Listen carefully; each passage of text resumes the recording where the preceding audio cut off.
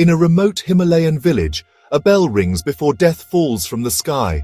For over 100 years, villagers near Kedarnath have spoken of a temple bell that rings on its own. It never rings during prayer, never during storms, only minutes before an avalanche. Survivors say the bell rang seconds before a 1998 avalanche buried half the village.